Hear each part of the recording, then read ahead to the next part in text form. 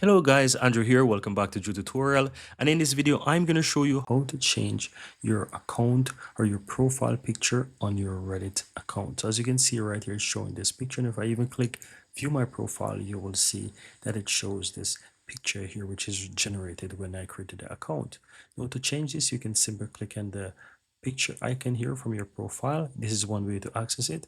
Or if you're in your Reddit account, you can click your account at the top right there and then go to the settings section there. You want to click in profile, and then on the profile section, you'll have something called, you'll have an option called avatar. Click on that.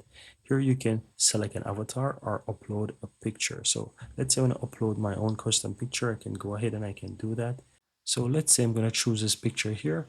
As you can see, the picture is now added, and I'm going to simply click and save. And that's pretty much it, guys. I've changed my Reddit profile picture, and I can click on my profile again, click on view, and this time you'll see that the picture is changed. And that's it, guys. Very easy and very simple.